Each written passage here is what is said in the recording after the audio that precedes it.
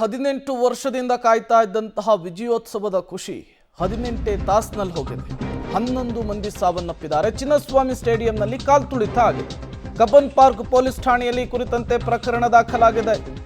ಅಸಹಜ ಸಾವು ಪ್ರಕರಣದ ಅಡಿ ಪ್ರಕರಣವನ್ನು ದಾಖಲಿಸಿಕೊಂಡಿದ್ದಾರೆ ಪೊಲೀಸರು.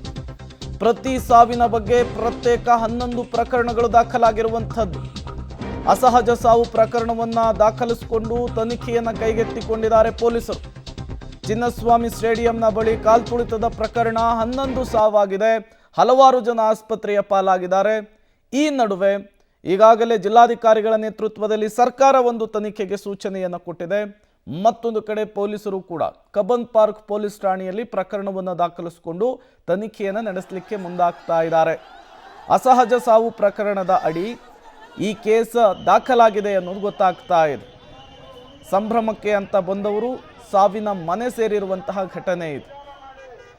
ಸ್ಪಷ್ಟವಾಗಿ ಗೊತ್ತಾಗ್ತಾ ಇದೆ, ಯಾವುದೇ ಪ್ಲಾನಿಂಗ್ ಇಲ್ಲದೇನೆ, ಯಾವುದೇ ಪೂರ್ವ ನಿಯೋಜಿತವಾಗಿ ವ್ಯವಸ್ಥೆ ಮಾಡಿಕೊಳ್ದೇನೆ ಇರೋದೇನೆ ಈ ಎಡವಟ್ಟಿಗೆ, ಈ ದುರಂತಕ್ಕೆ ಕಾರಣ ಅನ್ನೋದು. ಈ ತನಿಖೆಯ ಮೂಲಕ ಏನನ್ನು ಕಂಡುಕೊಳ್ಳೋದಕ್ಕೆ ಹೋಗ್ತಿದ್ದಾರೋ ಗೊತ್ತಿಲ್ಲ. ಒಂದು ಕಡೆ ತರಾತುರಿಯಲ್ಲಾದಂತಹ ಕಾರ್ಯಕ್ರಮ, ಮತ್ತೊಂದು ಕಡೆ ಸರ್ಕಾರ ಅದಕ್ಕೆ ಪರ್ಮಿಷನನ್ನು ಕೊಟ್ಟಿದ್ದು, ಮತ್ತೊಂದು ಕಡೆ ಪೊಲೀಸ್ ಕಮಿಷನರ್ ಹೇಳಿದರೂ ಕೂಡ ಸರ್ಕಾರದ ಮೇಲೆ ಒತ್ತಡ ಹಾಕುವಂತಹ ಕೆಲಸ ಆಗಿದೆ. ಎಟ್ ದ ಸೇಮ್ ಟೈಮ್ ಎರಡೆರಡು ಕಡೆ ಪ್ರೋಗ್ರಾಮ್ ಮಾಡಿರುವಂಥದ್ದು. ವಿಧಾನಸೌಧದಲ್ಲಿ ಮೆಟ್ಟಿಲುಗಳ ಮೇಲೆ ಈ ಪ್ರೋಗ್ರಾಮ್ ಮಾಡುವಂತಹ ಅವಶ್ಯಕತೆ ಏನಿತ್ತು ಅಂಥೇಳಿ, ಯಾರು ಖುಷಿಗಾಗಿ, ಯಾವರ ಖುಷಿಗಾಗಿ ಈ ಕಾರ್ಯಕ್ರಮವನ್ನು ಮಾಡಿದ್ರು, ಅದೇ ಕೆಲಸನ ಸ್ಟೇಡಿಯಂನಲ್ಲೇ ಮಾಡಿಬಿಟ್ಟಿದ್ರೆ ಈ ಎಲ್ಲ ಎಡವಟ್ಟುಗಳೇ ಆಗ್ತಾ ಇರಲಿಲ್ಲ.